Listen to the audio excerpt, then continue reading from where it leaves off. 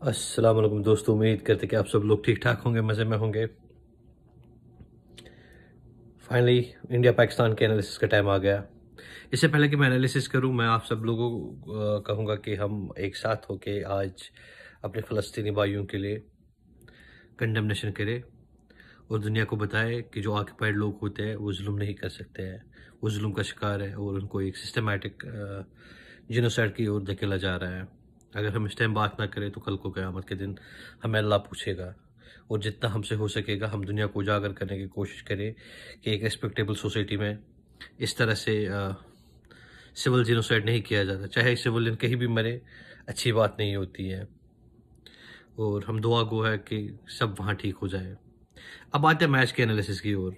और आज के मैच की जब हम बात करते हैं तो हमें बहुत सारी चीज़ें हैं जो डिस्कस करने के लिए है। सुबह जब टॉस हुआ तो टॉस पे हमने देखा कि किस तरह से रोहित ने एक अच्छा टॉस जीता। टॉस जीतने के बाद उन्होंने गेंदबाजी का फैसला किया जो बिल्कुल सही था। बाबर ने कहा कि मैं टॉस जीतता तो वही कर लेता। पाकिस्तान के सलामी बल्लेबाज जब पिच पे खेलने के लिए आए तो पहले 2-3 ओवर में देखा कि बड़े अच्छे टच में हैं, बॉल बैट पे बहुत अच्छे से आ रही है और ऐसा लग रहा था कि शायद ये पिच 350-350 के पिच है। और इनिशियली हमने देखा कि खासकर मोहम्मद सिराज थोड़े से महंगे साबित हुए, पर दाद देनी पड़ेगी रोहित शर्मा की। उन्होंने उसके साथ परसिस्ट किया, बिलीव रखा उनमें और उन्होंने रिप्ले वापस किया।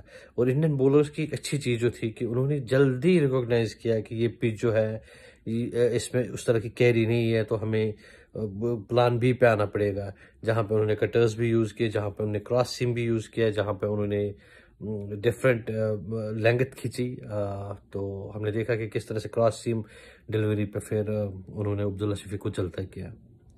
उसके बाद से जब हार्दिक गेंद करने के लिए आ गए तो लगा कि शायद थोड़ा सा पाकिस्तान के लिए ब्रीदर होगा और उन्होंने उस पर लपकने की कोशिश की। बट हार्दिक जिस तरह वो प्री मैच में कह रहे थे कि वो पहला पंच लगाना चाहते हैं, उसी तरह से उन्होंने जब इमामुल हक के हाथों एक पॉइंट की जानिब एक अच्छा सा चौका खाया तो वो अपने साथ ही बात कर रहे थे, बॉल के साथ बात कर रहे थे, जैसे कह रहे थे कि नहीं भाई तुम्हें यहाँ नहीं जाना चाहिए था, तुम्हें यहाँ जाना चाहिए था। और नेक्स्ट बॉल उन्होंने बिल्कुल वैसे ही की जिस तरह से वो बॉल के साथ बात कर रहे थे और इमाम अल हक को थोड़ा सा हल्के से बाई के साथ चलता किया।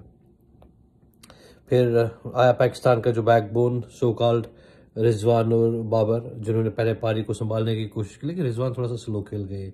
बाबर भी फंसे हुए थे, लेकिन उन्होंने जो सबसे बड़ी गलती की जब कुलदीप आया, कुलदीप नो डाउट पिछले 1-1.5 साल से बिल्कुल कंप्लीट बॉलर है, जैसे उसके पास खोने के लिए कुछ नहीं है, लेकिन उन्होंने उसको इस तरह से डिफेंस शुरू करना किया कि जैसे 5-6 दिन का पिच है, चेन्नई का वो पिच है, टर्नर है कि 1.5 फुट टर्न हो रही है, तो हमें देख संभल के खेलना पड़ेगा। जब तक वो आज की डेट में एग्रेसिव से थोड़ा सा चांसेस नहीं लेंगे तब तक वो मैच के भी नहीं जीतेंगे। और वही हुआ कि वो चलते गए, लेकिन फिर भी वो गेम में थे 30 ओवर तक। जब 150 पे 2 आउट थे, ऐसा लग रहा था कि अगर ये कुछ 150 ही रन और फिर बना लेंगे, 300-310 का स्कोर वहां पर भी नजर में आ रहा था। लेकिन बाबर आजम ने एक अननेसेसरी शॉट खेला, उसका तो फिर भी समझ आता है। उसके बाद से जो बल्लेबाज आ गए, किसी को बैट पकड़ना नहीं आया, किसी को जिम्मेदारी लेनी नहीं आई, वो बस उनको समझ नहीं आ रहा था, ऐसे ही मारे जा रहे थे। कोई कुलदीप को रीड नहीं कर रहा था, या उस तरह से जो कटर्स आ रहे थे उनको पता ही नहीं चल रहा था क्या हो रहा है। थोड़ा सा रिवर्स होना शुरू हो गया था फिर जब बुमराह ने उनको रिजवान और शादाब को चलता किया।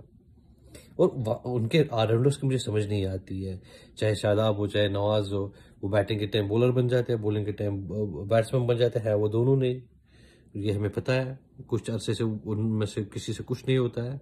उनको डेफिनेट सोचना चाहिए उन लोगों में से एक को एटलीस्ट चेंज करने की और उसामा को वहाँ पे लाने की, अगर उनको थोड़ा सा चांस लेना है।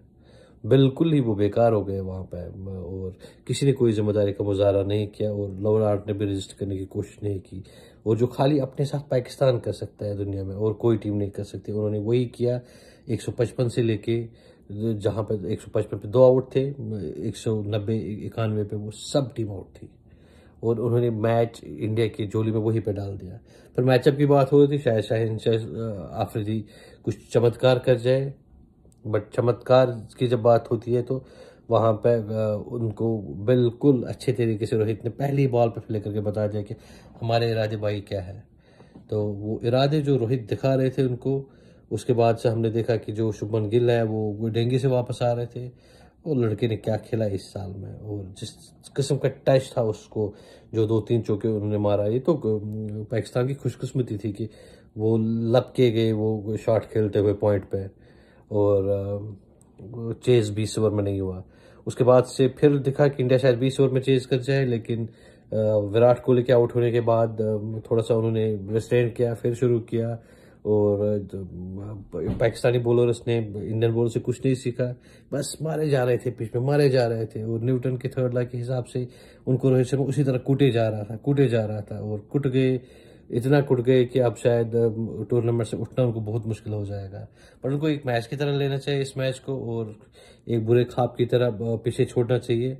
आसान नहीं होता है, एक 1.25 लाख जहाँ पर लोग हो उनके सामने इस तरह हारना। अपने पूरे मुल्क का उन पर प्रेशर है, फैंस का प्रेशर है, मीडिया का प्रेशर है, और फिर खुद उठना। आगे आने वाली टीम जो वेट कर रहे हैं इस तरह से मुंह खोल के, ऑस्ट्रेलिया है वो अच्छा करना चाहेगी। अभी तक उनका वर्ल्ड कप कैंपेन जो है अच्छी नहीं है, बट पाकिस्तान को देखा गया है कि इन परिस्थितियों से अगर वो उठ के आते हैं और अब उनके पास बैगेज नहीं है, जो इंडिया का डर है वो चला गया। अब वो अच्छा क्रिकेट खेल सकती है, और अगर खुद के नेतृत्व को बेहतर कर सकती है, और एटलीस्ट यहाँ से अगर डेंट उनको पड़ गया था जिस किस्म का मैच हुआ, तो शायद फाइनल 4 में उनको आना बहुत मुश्किल होगा। बट देखते हैं, क्रिकेट है, कौन किस तरह की गेम खेलता है और क्या होता है। हम आगे आने वाले मैचेस को लेके इसी तरह आपके साथ एनालिसिस लेते रहेंगे। और एक चीज़ है कि इंडिया की, जिस तरह मैंने कहा था, ऑल बेसिस कवर है। ये उनका वर्ल्ड कप है खोने के लिए, until and unless knockout match में वो आउट हो जाए। वो बिल्कुल इस टाइम अनस्टॉपेबल टीम दिख रहा है, उनके सारे कोने जो है ना टिक हुए पड़े हैं इस टाइम से। रोहित का फॉर्म में आना अब वो तमाम टीमों के लिए बहुत खतरे की एक साइन है, क्योंकि रोहित छोटे रन नहीं बनाता है। हर किसी को पता है कि रोहित कितना लंबा जाता है फिर। और इसी तरह आपकी क्या राय है कल के मैच को लेके, और कहाँ कहाँ पे गलतियाँ हुई आप अपने कमेंट्स में ज़रूर बताइएगा, और फ़लस्तीन को याद ज़रूर रखिएगा। तब तक के लिए आप सब लोग बहुत सारा ख्याल रखिएगा। अल्लाह ने के बाद।